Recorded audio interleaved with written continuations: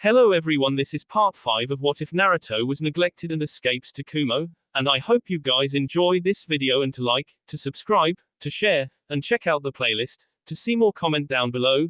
Now let's start the intro. They call me a god. They call me a god. They call me a god. Join my membership, the perks are great. It's in the description. 2 weeks after the squad's return from Kirigakure, Naruto, Samui and Mabui were called to the Raikage's office by Kushina. Kushina was not their sensei, so they wondered why they were being summoned by her. Naruto led the girls into the Raikage's office where he saw his mother and another woman with long blue hair and a heart-shaped face. She held a child in her arms, and she was clearly exhausted from their long trip to Kumo. I set down the barbell he was using to complete a set of bicep curls and looked up at his favorite genin team as they entered. About time you made it here, Ruto. Sure took you sweet time, eh kid?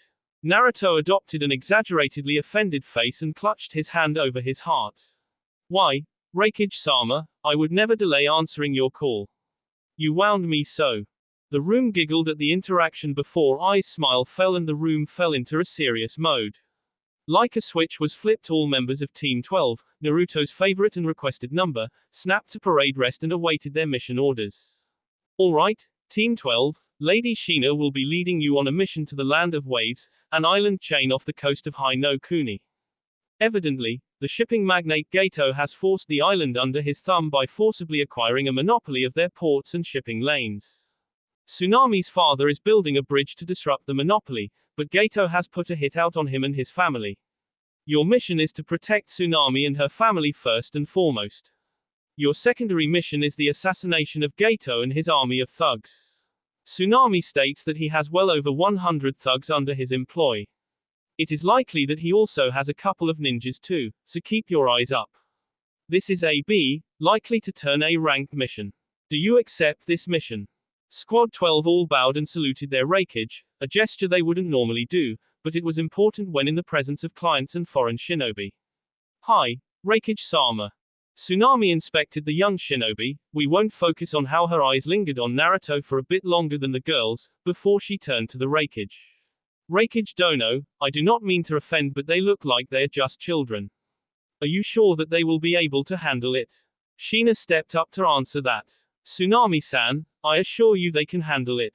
In front of you are 3 of the 6 divine bolts of Kumo. They returned less than a month ago from Kirigakure after helping to end the civil war there. Tsunami looked most impressed and hopeful, but the brat in her arms just scoffed at that. It doesn't matter, I don't even know why we are here. If they fight Gato, they are just going to die. All Kumo shinobi aired an eyebrow at the boy but maintained their professionalism. They looked to Tsunami, who suddenly had a weary look fill her eyes. My apologies, Raikage Dono, please forgive my son, Inari. Gato K his father in a public and made my son watch. She and Inari broke down in tears at the memory. Naruto sympathized with the brat, so he got down on a knee in front of him and raised his chin to look him in the eye. Look kid, your father was a hero and Gato sounds like a rotten, evil bastard. Sorry for cursing Tsunami-san. He looked apologetically up to Tsunami. I promise you, Inari, that we will rid Wave of Gato. Some punk businessman can't stop the might of Kumo. Naruto held his fist up to the kid as fresh tears fell from the brat's eyes. Inari wiped his tears and his snot on his fist before looking at Ruto. After seeing the serious look in Ruto's eyes, the boy knocked fists with Ruto. Naruto stood up and retook his place in the squad after wiping his hand on his pants. Tsunami looked like she had something else to say but was hesitant to do so. Kushina prompted her. Tsunami-san, it looks like you may have something to add. Please don't be afraid to share with us. If it is important to completion of our mission, we would like to know. If it raises the difficulty of the mission, we can still rework our payment plan. Tsunami let out a deep breath. Well, Lady Shina, I know ninja villages don't really like working together, so I thought I should be forthright. My father left at the same time we did to secure a protection detail from Konoha. Kushina and Naruto exchanged looks at this. Squad 12, this mission will be masks on. No exceptions. Until you know the Idini of the Konoha squad, you are to stay masks up at all times. Sheena, that goes for you as well. Hi, Reikage-sama. Sheena then stepped forward. Tsunami-san, it looks like you are exhausted from your long trip. Please rest at our family compound for the night and we will set out tomorrow. We should be able to reach your home in the land of waves by tomorrow afternoon. Tsunami looked stunned at the kind offer and then again at hearing they could reach Wave in one day. I humbly accept your hospitality but pardon me for asking. How could we possibly reach my homeland in one day? Naruto answered with his tone full of pride. Tsunami-san, I have a summon that will allow us to fly to your homeland. So long as you are willing to pay her in fish. Tsunami looked confused but nodded at the answer. I dismissed them from the office and the group led their clients to the Maki compound. Kushina noticed how underfed they looked and wanted to provide a good meal for them. Samui and Mabui stopped by their homes to let their parents know about their new mission before they rejoined the group for the night at the Maki compound. Over dinner, Sheena heard how desolate the people of Wave were. She ordered Naruto to prepare some care packages to provide relief to the people while they were on the island. Naruto created 10 clones that began sealing away extra food and medical supplies. Tsunami's eyes were full of tears at the godsends the Kumo shinobi turned out to be. She was determined to pay them back for their kindness in any way she could. Tsunami and Inari took the guest room at the Maki compound and relished in the opportunity of relaxing in a private onsen. Then, they were able to bathe for the first time in their 2-week journey to Kumo and they then slept on a supremely comfortable bed. A well-rested Tsunami and Inari joined Squad 12 and the Maki family for breakfast the next day. They looked replenished as they ate breakfast and Ruto could tell that he had almost completely removed the chip off of Inari's shoulder. The kid was actually smiling, which filled Tsunami with tears of graude. Sheena noticed that Tsunami kept sneaking glances at her Sochi and knew that this was going to be a fun mission with plenty of opportunities to push her son's buttons. The group packed everything up and Ruto summoned Virginia. Inari was terrified of the massive eagle until he saw the bird snuggle into Ruto. He marveled at how Naruto controlled the massive bird of prey that was many times his size. Ruto gave Virginia a bucket of fish as a form of payment for the journey and promised her more when they got to Wave. He then helped everyone mount Virginia and get settled in. Kushina held Inari in her lap and Ruto secured Tsunami in front of him. The older woman blushed heavily as Ruto snaked an arm around her waist and pulled her to him. Mabui and Samui rolled their eyes at how oblivious their boyfriend was to the affections of other women while Hikari snickered in his mind. PSH, this is your captain, Ruto Maki, speaking. Alright everyone, we welcome you aboard Air Virginia today. Please keep your hand and feet secured at all times. Friendly reminder to our shinobi passengers to please deactivate all weight seals. Our journey to the land of waves is estimated to take 8 hours due to the greatness of Virginia. Please enjoy your flight on Air Virginia today. Naruto made a show of hooking a fake mic back on his utility belt as the others cackled in laughter. Virginia took off at a relatively slow speed since she had passengers that were not used to flying. That lasted until the happily screaming child challenged her to go faster. The whole group was forced to lean back as the acceleration forced them to do so. Inari wore a massive smile on his face the whole flight home. Tsunami thanked Kami for the millionth time in the past day for her blessings in life. After 7 hours of flying, the group saw Wave Country appear on the horizon. Ruto wanted to get a look at this super bridge that Inari was spouting on and on about, so he had Virginia descend and the Kumo team looked out over the edge of Virginia's wings to truly appreciate the massive man-made construct that was challenging Mother Nature's greatness. It was a truly impressive feat of human engineering. It was during this flyby that the group heard the sound of metal clashing and other sounds of battle. After a brief discussion, Virginia swooped low and let Sheena, Ruto and Samui down while Mabui stayed with Tsunami and Inari. Virginia then took off to take the clients to the safety of their home. Sheena, Ruto and Samui masked up and approached the edge of the battlefield that was covered in mist layered with chakra. At Sheena's signal, Ruto blew out a futon, great breakthrough, that tore across the battlefield and dispersed the mist with ease. There was a temporary lull in the battle as the Konoha teams and the missing ninjas observed the newcomers to the battle, wondering if they were friend or foe. Kakashi looked from his water prison at 2 masked shinobi that wore dark blue masks with yellow lightning bolts streaking down each cheek. The 2 shinobi walked forward without a care in the world. One was a massive and extremely ripped man that carried a large sword on his back. The other was a woman about 5 foot 7 inches that seemed familiar to the trapped copy ninja. Both newcomers had long, sun-kissed blonde hair and projected auras of absolute power. Ruto and Sheena walked casually onto the battlefield and noticed that 2 Konoha genin squads were currently getting their whooped by a man they recognized from the bingo books and a masked ninja. It looked like one of the jonin was a beautiful female with a sizable sword wound on her left side. 2 girls, one with pink hair and one with pale lavender eyes, were tending to the downed jonin sensei. The other jonin seemed to be trapped in a water prison with 2 male genin in a standoff with the missing ninja. There were also remains of an igloo-looking construct that seemed to be made of ice.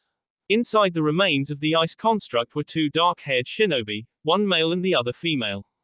The male was full of senbon, and the female was on guard. The masked shinobi had returned to his master's side when the wind jutsu ripped across the clearing. The whole battlefield was in a temporary stunned silence as the newcomers casually strode up. Sheena recognized Kakashi and Kurenai and signaled to Naruto that they should be saved. Sheena let her son do the talking since he had such an intimidating presence and aura. Zabuza Momoki, I am honored to meet you on the field of battle. I would like to request that you let Mr. Hitaki go, and I will let you and your partner leave the battlefield. Naruto's voice was deep, and he laced some ki in it for added emphasis. Oh, Zabuza edged a non-existent eyebrow while his sidekick shuffled nervously. And who might you be to make such demands of me? Oh, you haven't heard of me. I am Ruto Maki, one of the divine bolts of Kumo, and I was one of the ones responsible for liberating your old homeland. Zabuza was so stunned he nearly released the water prison and his assistant gasped and clutched her hands over her mouth. Zabuza growled before he spoke. You better not BF with me, Mr. Maki. He then adopted a full-blown smirk that shone from beneath his bandages.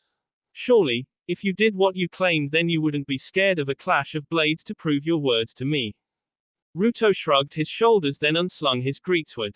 He looked at the Konoha teams and spoke in a firm tone. Do not get involved, Konoha nin. Just protect Tazuna-san and we will call it even. Kurenai spoke through her pain. Why are you helping us? The old man's daughter hired us to protect her family and Kei Gato. So, that's what we are going to do. Naruto said. Ruto then continued to walk toward Zabuza as he released all resistance and weight seals. Zabuza saw multiple seals on his challenger's body glow a bright blue before fading out. He gulped because he knew what those seals meant. Then his bloodlust overtook him as he released Kakashi from the water prison. The 2 swordsmen walked further out onto the ocean passage so that they had room to conduct their battle without interruption. You got B, kid. I can respect that. Now show me if your blade work measures up. Ruto nodded and pulled a coin out of his pocket. He flicked the coin with his thumb into the air and both swordsmen waited for it to hit the water's surface. Before the first water droplet even left the surface of the water, both men disappeared in a blur of motion. Several heavy clashes of blades produced heavy metallic echoes across the battlefield. For every genin watching, they were simply blurs of motion and Kurenai was too injured to pay attention to the battle. Sheena decided not to watch, knowing that she had trained her son well enough that he would be able to handle himself. Sheena walked up with her hands up toward the injured Kurenai. The girls tensed and the dog boy and a boy in a trench coat stepped in front of the downed sensei. Sheena just kept walking forward with her hands in the air. Relax, kiddos. I know Kurenai from way back. I am going to help her. Kushina's tone was friendly and disarming. It worked immediately on Kiba, who began to ogle her shamelessly. Sheena remained guarded but let her pass. Sheena knelt down next to the injured Kurenai and pulled her big blue scroll off of her back. She began writing out a seal as she spoke to her old student. Long time no see, Nai-chan. How are you holding up? Kurenai's eyes widened to the size of dinner plates before she responded. She had gotten letters from Kushina over the years, and she knew of her alias. Indeed, Lady Sheena. It has been too long, and I have been better. Kurenai bit back a grimace as Sheena cleared away the remains of slashed bandages to inspect the wound. Sheena then began creating a seal that would be able to convert her chakra into healing chakra before she placed the seal over the gash in Kurenai's side. Sheena placed her hand over the seal and a green light encompassed the paper. After 30 seconds, the light dimmed and Sheena removed the seal from Kurenai's side. Hinata gasped as the whole wound was healed without even leaving a scar. Kurenai subsequently passed out because the seal used her chakra to assist in mending the wound. Sheena looked up through her mask at Hinata. Look after her, will you? I need to check on my son. Hinata simply nodded at the nonchalance this kunoichi exuded. She appeared as a goddess of battlefield to the Hyuga girl, or a goddess of death for anyone that dared defy her orders. The pink-haired kunoichi was reduced to a sniveling mess in the presence of such a woman. Sheena walked slowly and confidently up to the water's edge to observe the conclusion of the battle. She could tell Ruto was having too much fun with this sword fight, but she could also see the face-splitting grins showing through Zabuza's bandages. She decided that this would be enough for now. In a commanding tone, she called out, "That's enough, boys, sheath your swords and stand down." Zabuza couldn't explain why he followed the woman's orders without questioning them, but he did. He stopped his giant cleaver in mid-swing, as did Naruto with his greatsword. The two men slung their weapons and then Naruto held out a fist, which Zabuza bumped. Not bad, Ruto, not bad at all. Tell me, who taught you the art of the sword? Zabuza asked. Naruto gestured with his head over to Sheena. My mother, and let me tell you, she is a taskmaster. Mother. How old are you, Gaki? Zabuza sounded incredulous at this. 14, but age is just a number, Zabuza-san. Your assistant seems pretty skilled, and they must be around my age. Yeah, I trained Haku from the ground up.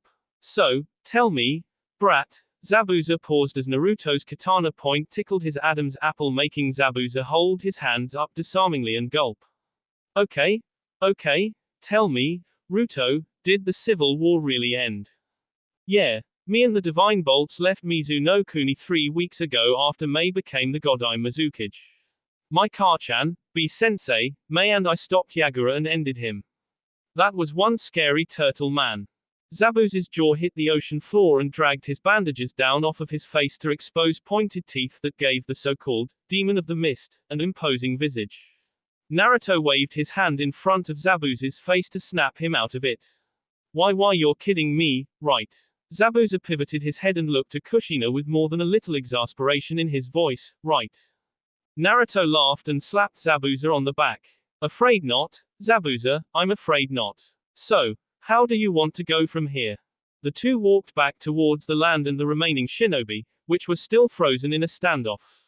They casually conversed as they walked, and when they reached the land, Zabuza called Haku over and Sheena joined them. Well, Ruto and Sheena, I guess I should thank you for finishing off that bastard, Yagura.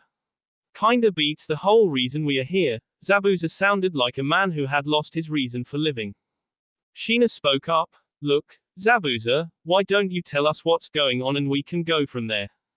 We have been missing ninjas for 6 or so years now. I picked up Haku on my way out of Kiri before the purges got truly bad. She has been with me ever since. I accepted this job from Gato in order to fund a rebellion and take another crack at him. So, could we convince you to roll over on Gato and give you your cut from his loot? Naruto asked. Haku looked hopefully at Zabuza from behind her mask, and Zabuza hung his head while he thought about it. Sure, why not? That dwarf pisses me off. Give me a couple days to scout out his base so we know exactly what we will be dealing with and Haku can find out where the loot is. Naruto nodded before a shadow clone popped into existence next to him. The clone transformed into a pretty ice blue katana, which Naruto grabbed and threw to Haku. That is a shadow clone of mine. One of my abilities allows for complete transformation, so until you tell him to transform, he will stay like that. Tell him to dispel once you have the intel and are ready to meet. That's pretty impressive, Gaki. Haku nodded in affirmation of her master's words while she accepted the katana and sheathed it in the obi of her yukata. Mare, it has its uses. I have a whole bag of tricks from the Reikage and my Karchan. Sheena pushed her son's shoulder playfully. All right, Sochi, that is enough playing around. We will wait for your call, Zabuza-san. Zabuza and Haku disappeared in water shunshuns while Ruto and Sheena turned to the group. Sheena made a hand sign and Samui appeared next to Ruto in a fizzle of lightning. The trio walked up to the Konoha teams and Sheena took point. Kakashi-san, are your teams able to move? Tsunami said their house is only 10 minutes away. Sheena said in a firm and professional tone. Kakashi smiled at the trio before nodding and slinging kunai over his shoulder. Sure thing, Lady Sheena. I am pleased to be working with you on this mission. Squads 7 and 8, load up and prepare to move out. Sasumi, is Sasuke awake yet? Yes, Kakashi-sensei, my idiot brother is awake. He will require assistance moving though. She replied with a hint of exasperation in her tone. Before the group could react, a shrill scream made everyone cover their ears. Shut up Sasumi Barker. How dare you talk about Sasuke-kun like that? Sheena nodded at the pink-haired girl and asked Kakashi. Is there an off button for the Banshee? Kakashi shook his head sadly while looking at the ground in disappointment. Sasumi snickered and Sakura looked enraged. A reluctant dog boy helped Sasuke walk and a very confused bridge builder looked lost until Sheena asked for directions. That seemed to break him out of his stupor, and he led the group to his house. Tsunami, Inari and Mabui were waiting on the porch of their house for the incoming group.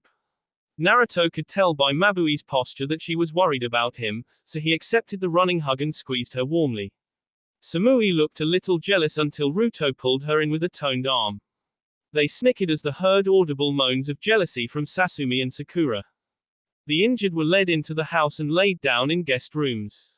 Naruto unsealed a tent for his squad and began setting it up before he added a protective barrier, privacy seal and genjutsu barrier around the tent.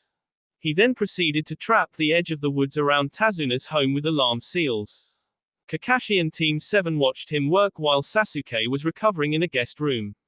He walked up to them with his mask still on and aired his head in inquiry. Oh, nothing, just wanted these two to see how a campsite is properly set up. So, Divine Bolt of Kumo, eh? The girl with dark black hair blushed profusely before bowing awkwardly and introducing herself. I am Samumi Uchiha, 14 years old and single. Ruto aired an eyebrow under his face mask and then looked to Sakura. Sakura Haruno, heir to the Haruno clan and fiancé to Sasuke Uchiha, heir of the Uchiha clan. The girl raised her nose in the air in pride, which rubbed Ruto the wrong way. Cool, I am Ruto Maki, 14, genin of Kumo.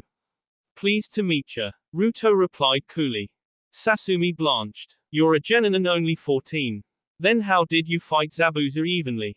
Ruto rubbed the back of his neck sheepishly again and Sasumi drooled at his toned biceps. Well, my Ka-chan is a swords mistress and trained me from a young age. Kinda helps that I grew fast too. Well, I am going to go see if Tsunami-san needs any help preparing dinner. It was nice to meet you all. The girls remained in a frozen daze as they watched the hunk of a man walk into the house. It was Sasumi that broke the silence. Kakashi-sensei, are all foreign genin that crazy? Kakashi rubbed her head in an irritating, fatherly way. No, Sasumi, I assure you that is probably the strongest genin you will ever see. Could you sense his chakra?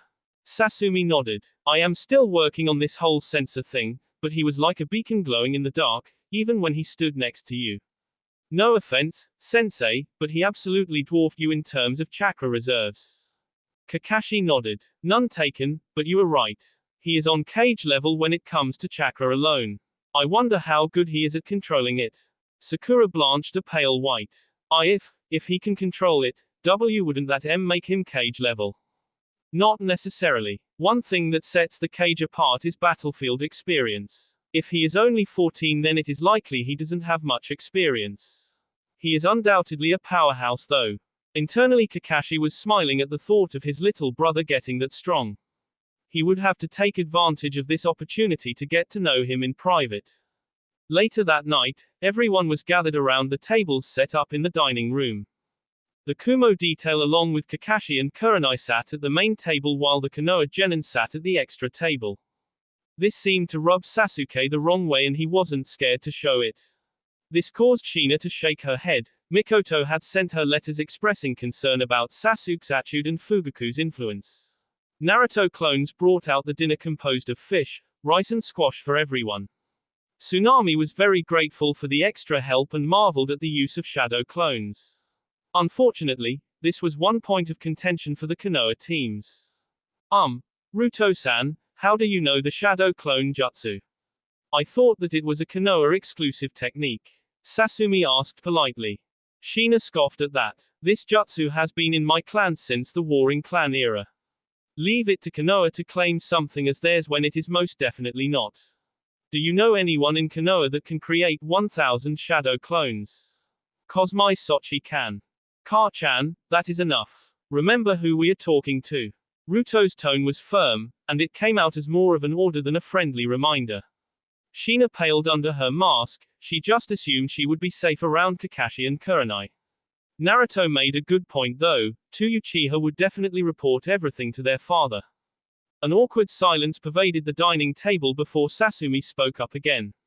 So, Ruto-san, you said you are 14 and from Kumo, right? Ruto simply nodded and finished chewing some fish, his face still hidden by a genjutsu. Well, I just don't see how you got so strong then. My father trains Sasuke and I nearly every day and you were just a blur to me. Ruto finished another bite of food before responding. It is not how long you train, or how hard you believe you train, or even if you are trained by legendary shinobi. What matters is being trained right, diversifying the training and making use of downtime. When your legs are so tired and cramped that you can't force them to do another lunge, what do? Sasumi seemed to think, slightly embarrassed that she had never really reached that point of exhaustion before. Lay down and rest my muscles, I guess. Ruto smiled wryly at her as everyone else listened in. So, I take it you don't reach that point of physical exhaustion often. By the look of you and your brother, I would say you do more chakra-intensive exercises, and when you get tired from that you call it a workout. Sasuke snarled and didn't let Naruto complete his thought. Shut up, you no-name bastard, I am an Uchiha. Uchihas are the elite of the elite. Some clanless fool like. Ruto was holding his mother back and trying to calm her down. Sakura had laid herself in front of Sasuke to protect him and Kakashi remained kicked back and relaxed. If his stupid Uchiha student didn't know what was best for his health, then maybe a beating from the Red Death would set him straight or K him. It didn't matter to Kakashi either, was as long as he wouldn't have to put up with the stuck-up Uchiha any longer. Naruto turned to Sasuke after calming Shina down. Well, you are one stuck-up father F. I wouldn't want to insult the Lady Mikoto by calling you AM.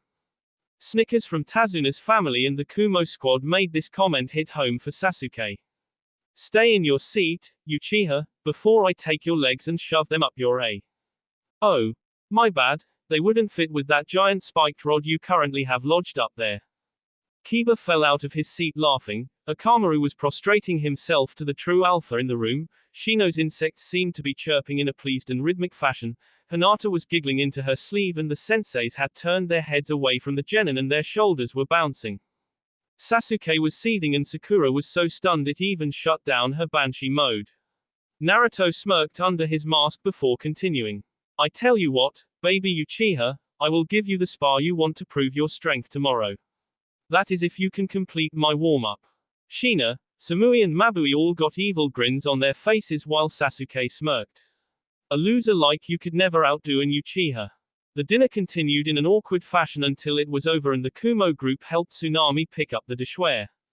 Sasuke called it peasant work and the Konoha team just played a game of cards rather than helping. Tsunami was grateful for the assistance and muttered a comment under her breath that she wished the Kumo team would be the one staying in the house. Naruto rubbed her back in a comforting fashion and said they are just right outside if she needs anything. He had already keyed her chakra signature into the seals protecting the tents. The Kumo squad retired to the tent that was enhanced with space manipulating fuinjutsu. In the center was a king-sized bed that Naruto liked to travel with. His mother didn't mind sharing the bed with her son and girlfriends. She said it reminded her of old times when Naruto would jump into her bed. They fell asleep, Samui on the left and Mabui on the right, with Kushina sleeping cuddled up next to Mabui. That is how Tsunami found them when she entered the tent and told the group that breakfast was ready. After breakfast, the Kumo team got ready for a morning workout. Kakashi and Kurenai encouraged their teams to partake in the workout as well. Ruto led them through 500 push-ups, 500 sit-ups, 500 air squats, 150 pull-ups, 150 burpees. He completed these exercises 20 minutes ahead of any Konoha genin. Rather than wait, he jumped into the ocean for a swim, followed by Kushina, Samui and Mabui. The Kumo squad swam laps and encouraged, taunted the Konoha genin each time they swam past. Eventually, a panting team of genin was on their backs before Ruto forced them up for a run. Ruto set a point about 2 miles down on the beach and everyone started running. Ruto made it down and nearly halfway back when he waved to Sasuke, who was sucking air and nearly collapsing. 5 minutes later, Ruto tapped him on the back and laughed as he lapped him. The Konoha genin stopped after 4 miles while Ruto ran 12 and the girls stopped at 8 miles. After the warm-up, Ruto pulled the Konoha genin to a clearing near Tazuna's house. They were partially recovered, but he looked at Sasuke and asked if he wanted that spar now. A smirk appeared on the Uchiha's face as he flared his 2 Tomo Sharingan to life. Ruto looked at the red eyes with disdain before he moved to the center of the clearing. Okay, little Uchiha, you may come at me with the intent to K. I will limit myself to no hands and will only defend for the first minute. I warn you, if you don't finish this so-called spar in 1 minute, you will lose. Ruto said in a cheerful and clearly taunting fashion. Okay, so can I assume we are done, and you will not bother me or my team again for the rest of this mission? Ruto's tone was unfamiliar and frigid. Sasuke was coughing up spittle on the ground and he glared up at Ruto with his Sharingan blazing. If you look at me like that with those monkey marbles active, I will take great joy in removing them from your eye sockets before handing them to your sister. Wah, how, cough cough, how are you, cough, so strong. Teach, cough, me. Even through his coughing fit with spit hanging from his chin, Sasuke still somehow managed to sound demanding. Ruto smirked underneath his mask and held his hands out wide. 10 seals flared to life before dulling out. There you go, team. That's how, now you figure out the rest. Ruto playfully jumped nearly 40 feet in the air and giggled about how light he felt. Sasuke glared at Ruto before looking to Kakashi and demanding that he get whatever Ruto just showed him. Kakashi shrugged, maybe the kid would shut up if he gave him some chakra weights. I don't have any chakra weights on me, but those weren't the only seals that Ruto-san was using. Were those gravity seals, Ruto-san? Kakashi's tone actually carried a hint of curiosity. Nope. Oh, and by the way, team. I did that morning warm-up with those seals on. Think about that when you think about trying to catch up with me. Shino asked, genuinely curious, Ruto-san, how much weight do you have total on your seals? Ruto shrugged casually. Dunno, lost count after each limb exceeded 200 pounds. Math was never my strong suit, teehee. Ruto ended bowing his head to the side in a playful gesture. It would have been funnier if he weren't masked. Sasumi decided to throw the next question out. Ruto, I hope you don't mind me asking, but how are you still a genin? Ruto shrugged again and pointed to his team. Well, I mean we only graduated from the academy less than 3 months ago. Just waiting for a Chunin exam. Hey, the next one is in Konoha, right Kakashi-san? Kakashi looked up from his orange book and I smiled. Yes, indeed it is. In about 2 months' time. Ruto snapped his fingers. I knew it was close. Well, I guess we will see you there. Now, enjoy your tree climbing exercise while we go off and scope out the town. Yar na. Naruto, Samui, Mabui and Shina shunshin to a nearby clearing and they immediately broke out in laughter upon their arrival. They couldn't hold it in any longer. They held a conversation through fits of laughter. Samui opened up. Oh, Naruto-kun, that was so mean it was cool. Yeah, Sochi, did you see the looks on all of their faces? Oh, Kami, that was funny, Databane. Kushina was holding her side while rolling on her back. Mabui was giggling melodically. Ruto-kun, you just destroyed them. I think that Sakura girl nearly pee herself when you dropped your seals. Naruto scratched the back of his head. Yeah, I am more worried about the Hyuga girl trying to arm me. Did you see the way she looked at me? Blair. Naruto exaggerated, shaking out his body. Shina bonked him on the head. Be nice, Ruto-kun.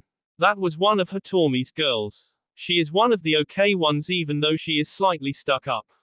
I will brief you all on our plan for the Chunin exams when we get back to Kumo. Naruto ed his head to the side. There's a plan.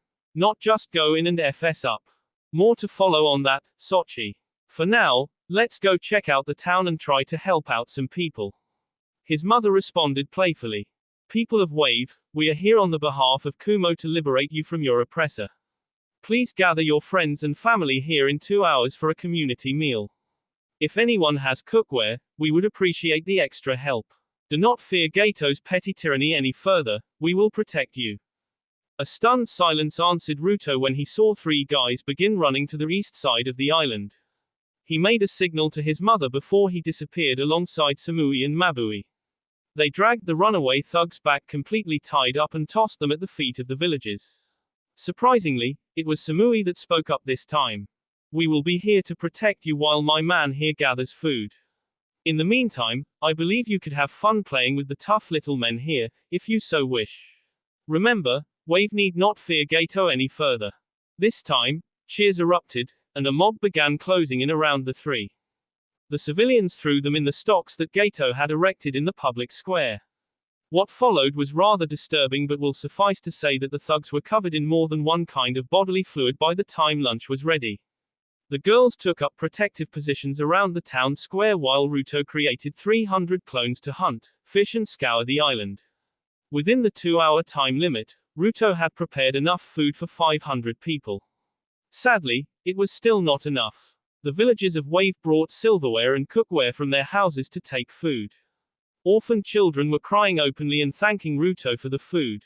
Life seemed to stir in the eyes of the villagers, a weak ember for now, but it would grow into a fire before too long. Ruto created clones that would watch the village around the clock. Now that Gato's ego took a hit, it was only a matter of time before he lashed out in petty revenge. After Ruto prepared dinner once again for the villagers, this one mainly composed of fish, Ruto felt a string of memories from the shadow clone he had given Haku.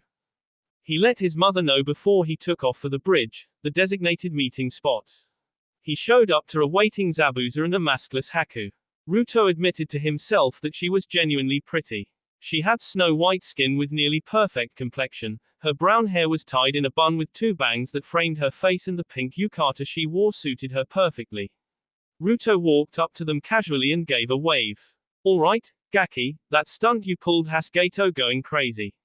He is going to lash out in some underhanded way, and he is trying to make me do it. I believe we should hit him tonight and ransack his place. Ruto nodded. Okay, Zabuza-san, what are we up against? And it is nice to see you again, Haku-chan. Haku blushed furiously before Zabuza broke up the moment. Look, Gaki, somewhere between 180 to 200 guys. They have at least 30 or so girls that are being held prisoner. You don't want to know what they do with them. Their discipline is S, and I have half the mind to raid the place myself, but too many would get away. Then I would have that hanging over my head. Ruto nodded along. Gotcha, any special security measures? Haku spoke up. Just the privacy wall and some basic patrols. His money is locked in a safe, but I am fairly certain that he keeps the code somewhere in his office. The girls are held in the basement, which they converted to a dungeon. They are locked up with chains and they are used almost every night. Ruto's face wrinkled in disgust at that. Okay, well, let's put an end to all that. What time do you want to strike? Don't worry about a perimeter force, my clones will handle it. Zabuza whistled. Damn, Gaki, how many of those clones can you make? I heard they require a shitload of chakra. Let's hit at 10 p.m. Meet up at our bunker at 9 p.m. so we can go scout. Ruto shrugged. Dunno, upper limits over 1,000. Never really need more than that.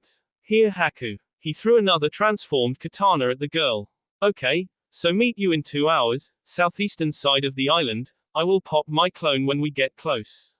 Haku frowned at that. Haha, Haku-chan, if Zabuza is too stingy to get you a new katana, I will gift you one. Zabuza looked from Ruto to Haku and back again. You never told me you wanted a katana. Haku looked down at the ground. You never asked, and I didn't wish to bother you, the black-haired girl murmured. Zabuza scowled while Ruto laughed. Ruto unclipped his katana, which was a premium piece, and gave it to Haku. Consider it a nice-to-know-you present. It may be a little long for you, but you should get used to it pretty quickly. The length will just slow your draw a little bit, so I would recommend an unsheathed kenjutsu style. Zabuza smirked. Damn, Gaki, you know your swords. We will have to continue our little spar later. For now, we are going back to our bunker. Get your little ladies and meet us in 2 hours. 2 hours later, Ruto led Shina, Mabui and Samui to the bunker. Ruto threw a kunai at the door to the bunker to grab Zabuza's attention and Haku waved them in. Zabuza went over a rough layout of the mansion and his ideas for a mission plan, which Shina not so politely stomped on. Look, Zabuza-san, you are used to working alone. Let me show you how a team does this. I will send Mabui with Haku to the bottom levels. They will deal with the thugs and free the girls. They will immediately evacuate to this rendezvous point here. She pointed to a hilltop to the north of the mansion. Ruto will surround all exits with shadow clones and neutralize any escapees. Zabuza, you and I will take floors 1 and 2, we will move and clear together. Ruto and Samui, you force entry on 3rd floor, clear it and then take Gato. Me, Zabuza, Samui and Ruto will meet to confirm all clear before we seal up the place. After securing all valuables, we will join Mabui and Haku at the rendezvous. Haku looked down and sounded nervous. Ano, Zabuza-sama, I like Lady Shina's plan better. After Zabuza pouted for a bit at Haku's supposed betrayal, the group did final gear checks. Shina tossed a couple enhanced storage scrolls to Zabuza and gave one to Haku. Shina noticed the katana in Haku's obi, but Ruto waved her off, which earned him a growl from his mother. The group set out at 9:30 p.m. and creeped up on Gato's mansion. The mansion was a 4-story house that backed into the cliffside and overlooked the ocean. It made it so the only approach was from a 180-degree angle from the front. Fortunately, they were up against thugs and ronin, not well-trained shinobi. Zabuza set out a light mist to cover their movements up to the walls. Haku took out the sentries with well-placed senbon needles and the group divided up to complete their tasks. Samui and Naruto darted down the hallway, one person clearing each room on the designated side of the hallway. Some of the bandits were so drunk that they didn't even wake up from the racket down below. The whole 3rd floor was cleared in less than 10 minutes and then Naruto breached the trapdoor to the 4th floor. He punched the door off its hinges and threw up a bundle of flash tags. Naruto felled 2 of the guards before Samui joined him and helped clean up the rest. Naruto saw a sealed door that went into Gato's bedroom study. Now, Gato, here is how this is going to go. As of today, you are broke, you're a penniless, you are the most worthless S on this earth. The only, and I mean only, thing that will stop me from removing your H from your neck is you signing over everything. Including what is in this safe. Am I clear? Naruto laced an unhealthy amount of killing intent into his threat, which earned a fresh puddle of pee on the floor. Gato nodded, doing anything to save his worthless life. He was running on unbridled fear and a desperation to cling to life. He started by opening the safe and removing the deeds to his companies. After he did this, Ruto inspected the doents. He then had Gato open a smaller sealed safe within the safe. He had an eyebrow when it was protected by a blood seal. He pulled a folder out of that and handed it to Ruto. He then stepped out of the way, which Ruto ignored and gave him a powerful paralysis seal on him. Samui entered with a now clothed redhead, quite a familiar shade of red if Ruto were being honest. He removed his mask, pulled down the black face mask and smiled at the girl. Hey there, I am Ruto, what's your name? Ruto's smile was kind and disarming. I mean, Rias. She stuttered out. Rias, huh, that's a pretty name. Well, Rias, we have some business to finish before we get you out of here. Are you going to be okay? She simply nodded and stood there. When she saw the downed Gato, Ruto shot her an apologetic look before resecuring his face mask. He then proceeded to seal up the whole safe into a master scroll. Ruto and Samui took their time going through the 3rd floor and sealing anything of value. Sadly, none of the thugs had any weapons worth mentioning, but Ruto was hoping he struck big with the safe. An hour and 15 minutes after mission start, roughly 11:15 p.m., Ruto and Samui walked up the hill with Rias in tow on Ruto's back. The girl was blushing furiously as she laid her head into the chiseled muscle. Shina hid her head when she saw the girl and Ruto flashed her the signals for family, maybe. Shina simply nodded before leading the girls and her team back to the town center. Just after midnight, Ruto and company, which included Rias, returned to Tazuna's house after dropping off the other captives in town. Rias took the opportunity to bathe in the ocean and wash off Gato's stink before she entered the Maki's tent. She saw a sleeping bag laid out next to a king-sized bed. It was then that she noticed the tent was much bigger than it looked from outside. She was too tired to care, so she simply collapsed on the sleeping mat after offering her thanks. Eventually, everyone returned to the land of the living and Tsunami insisted on having breakfast with the villagers. Ruto created a horde of clones that spread out along the coast and caught more fish. He took his catch to the village center and handed it off to a group of women that were running the community kitchen. He also gave them a scroll with some of the food and ingredients that they confiscated from Gato's mansion. The villagers began working together to prepare a massive breakfast to feed the whole town, which served as proof that life was coming back to Wave. As the villagers gathered and enjoyed their breakfast, Ruto went to the stocks, which were raised above the rest of the town. He took out a scroll, unfurled it and unsealed a man that immediately began crying, sniveling and begging for mercy. I signed everything over to you. You said that you would let me live. You can't do this to me. This isn't fair. Gato was silenced by a dirty rag that was shoved into his mouth. I told you that if you did what I said, my sword would not part your H from your shoulders. I never promised you freedom. I never promised you anything because you don't deserve anything. Ruto replied in an enraged tone that garnered attention. The people of Wave stirred uneasily as they noticed who the man was. Fiery rage began to fill the eyes of the villagers, and it didn't take long for numerous conversations to turn into screams of anger. Shina, Samui and Mabui stood behind Ruto, who rose his arms in a plea for silence. Ruto noticed that Zabuza and Haku were standing on the edge of the crowd and gave them a quick nod. People of Wave, yesterday, I told you that you would no longer have to fear Gato's tyranny. With the help of Haku and Zabuza Momoki, we raided Gato's base last night and his forces.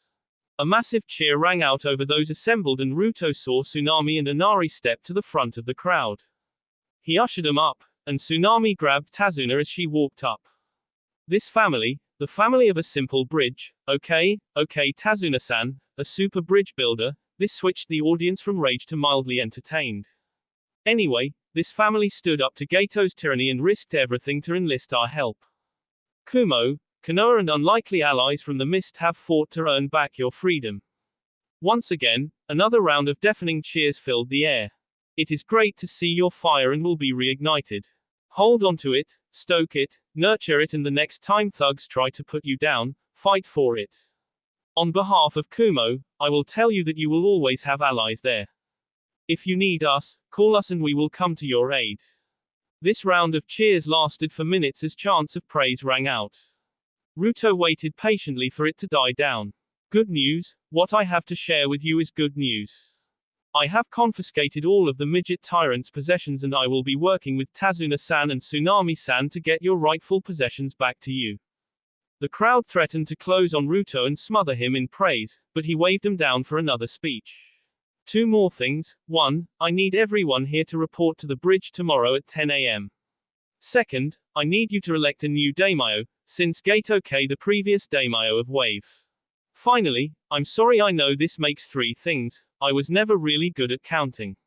Anyway, I recommend we hold a celebration tonight before we get our butts to work tomorrow. Ruto could no longer hold back the crowd as the people attempted to lift him up. He laughed at their failed attempts before the seals on his body glowed blue before he nodded at them. The crowd then swept Ruto up and crowd surfed him around for a bit. The Kumo team and Haku joined him in the crowd surfing. Unfortunately for Zabuza, he was too imposing for people to attempt to lift him.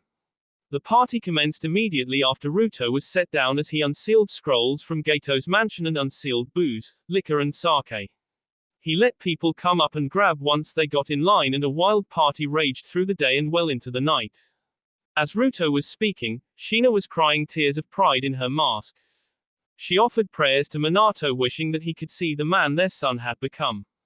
Samui and Mabui thought along similar lines, and their masks nearly cracked from stretching so much to fit their smiles. Haku looked at the hero of the mist and the new hero of Wave. She marveled at the boy's strength and wondered if she could get that strong or find something that she loved that much. Zabuza cracked a grin at his newfound rival. It didn't matter that he was only a gaki, this kid was going places and he enjoyed the swordplay. Hikari sipped on tea within the seal as she watched the view through Naruto's eyes. She knew, with 0 shades of a doubt, that she chose the right mate. She was simply waiting for the time he became strong enough for her to leave the seal without hurting him.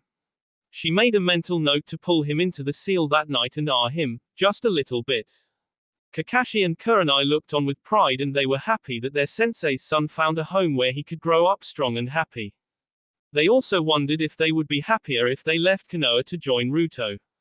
Sasuke scowled and emitted a jealous aura that poisoned the joy of others around him, which is probably why he was alone as he brooded over the love and affection that should have been his.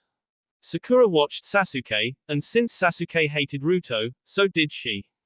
Sasumi and Hinata looked with stars in their eyes like love-struck puppies, wondering why nobody in their village could measure up to Naruto.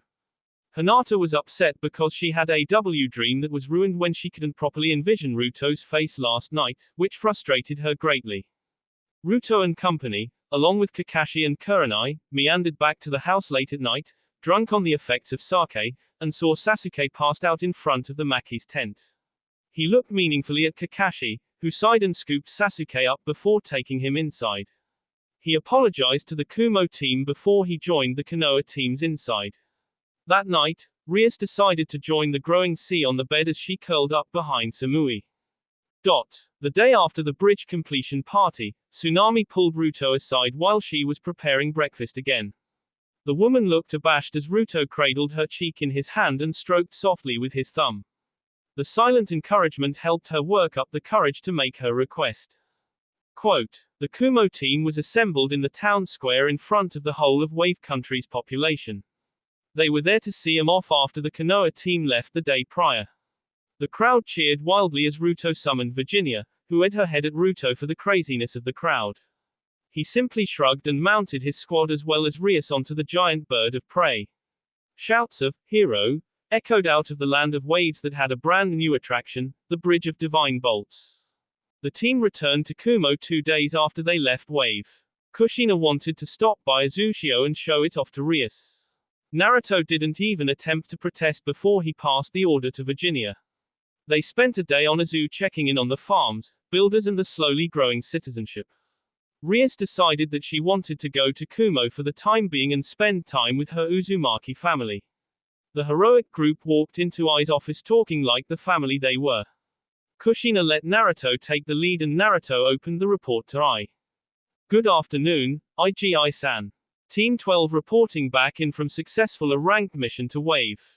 We protected the family, turned Zabuza into a good guy and sent him back to Kiri, defeated Gato, stole what he stole, fed the people of Wave, restored their hope, finished their bridge, elected a new daimyo of Wave, who wants to have a kid with me, and found a lost Uzumaki. Yeah, I think that's it. The whole room seemed to freeze as Samui and Mabui's feminine fury converted directly into reducing the room's temperature. Naruto turned around and held his hands up defensively. Hey now, I didn't accept. She told me to think about it and I haven't really given it much thought, but I would never do anything without get approval from my girls. I promise, I love you both too much. The freezing pressure disappeared instantly and both girls blushed furiously. Kushina wore a highly amused smile on her face while Rias sat there confused. I looked simply stunned at the developments that occurred from a simple assassination mission.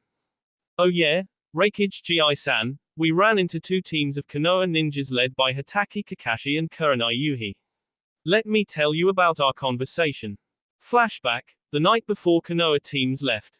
Kakashi and Kurenai snuck out of the house to speak with Kushina and Naruto. The group took a walk on the moonlit beach to enjoy the beauty of Wave and get some toes in the sand. The conversation started light-hearted until Kurenai spoke up. Sensei, it is getting harder and harder to remain in Konoha. The men of the village see me as some conquest and have gone as far as invoking clan powers.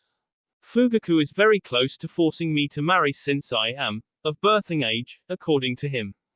I like my genin team. Kiba is rough around the edges and a damned pea, but he is loyal. Shino is ever dependable, and I think I trust the kid, but it is hard to know with an Aberame. Hinata started nice, but since she is older than her twin sister, Hanabi, her father is going to use the Chunin exams as a test to see which one will become clan heir and which one will get the caged bird seal. Everyone stayed relaxed as Kurenai kept ranting. I feel something dark, something rotten in the village and the feeling has only grown since Fugaku became Hokage. If we are going to pull off this great escape, I would like to know when so I could at least see the light at the end of the tunnel. Kushina pulled her previous student into a motherly hug as she rubbed her back. Kakashi and Naruto stopped, and each put a hand on her shoulder as a show of support. There, Nai-chan. I would never let any of those filthy men lay their hands on you. You want to know when? The finals of the Chunin exams. You want to know how? Orochimaru approached I for support on the invasion of Konoha. I said he would not take sides, but he was rooting for Orochimaru. I simply could never trust the snake. It seems like the snake has Sunagakure on his side though. During this invasion, we will fake your D and get you out of that hellhole. Kurenai cried happy tears hearing that her suffering would soon be ending, so she firmed her resolve for this last bit, the last stretch. Kakashi looked up and locked eyes with Kushina. What do you need from us, Ka-sama? Kushina looked to Naruto before looking back at the two. For the last 9 years you guys have found people worth saving. I trust your discretion. You may use my name to recruit them, and you will make them 2 offers. They may either come to live in Kumo or they can choose to be part of the new Azu. There is not much of a difference since new Azu will be eternally allied to Kumo seeing as Naruto is in line to be the next Raikage. Kakashi and Kurenai's eyes widened at this, but they let Kushina continue. As for what needs to be done, Kakashi have the found a way into the Namikaze or Uzumaki estates yet? No, Ka-sama. They have tried everything they can. On that note, you should be on high alert. They are actively looking for you, Miss Seal Mistress of Kumo. Since the Uchihas saw you use that healing seal on Nai-chan, I will have to report it. I will play it off as a standard issue seal you guys have. Furthermore, if you guys are sending Naruto to the exams, expect an uphill battle. Fugaku does not believe in the concept of the Wall of Fire, and he will play dirty every chance he gets. Noted, Kakashi-ni-san. They can bring it on, if your genin are any indication. Have fun getting the team his weight seals by the way. Oh, I add resistance seals and weight seals together. Been doing it since I was 8. Do you guys wanna see something cool? They both nodded before their chins hit the sand. Naruto had undone his transformation and they were looking at his Hanyu form. What is that? Naruto rubbed the back of his neck sheepishly. Well, dear old dad made a deal with the Kyuubi that marked me as her future M. I turned into a Hanyu, a sort of half-demon, even though the word demon doesn't really fit. When I earn my 3rd tail, I will become an eligible M. She is absolutely beautiful, Kakani. You are totally going to be jealous of me. Wow, Ruto, that is unreal. Well, needless to say, keep that under wraps in Konoha. That brings up a rumor that Shisui and Itachi have told us about. Evidently, Danzo and Fugaku are going after the Biju. They won't try to get Kumo yet, but they have recruited some nasty S-ranked missing nins. Reportedly, Kisame Hoshigaki, Deidara the Mad Bomber, Hiden the Jashinist, Kakuza the Immortal and Sasori of the Red Sands have joined thus far. I believe they will begin moving on the Biju soon. Don't know how, don't know why, but I do know that it is bad news. Hikari growled from deep in Naruto's mind. Kushina looked seriously pissed off and Naruto was scowling. Thanks for the heads up, Kakani. S-ranked ninjas, huh? That's crazy. Kushina slapped Naruto on the shoulder. What am I, chopped liver? No, Ka-chan. You are awesome, I was just trying to measure how much stronger I need to get. I mean, they don't even know that I still have the Kyuubi. Flashback end. Those were the important parts Raikage Jisen. I nodded along and couldn't help but shake his head. Naruto, could you ever make anything easy for your uncle I? Nope, not really. Not my fault you keep sending me into hellholes and I turn them into allies. You should be praising me for that. Everybody laughed before I dismissed them. He would get a full report from Kushina, and they had more than earned their break. He created 4 shadow clones and plowed into his paperwork with renewed vigor, hoping to finish early enough to visit the Maki compound that night. That will be all for this video. Be sure to like, subscribe, share, and comment down below for more videos. Goodbye.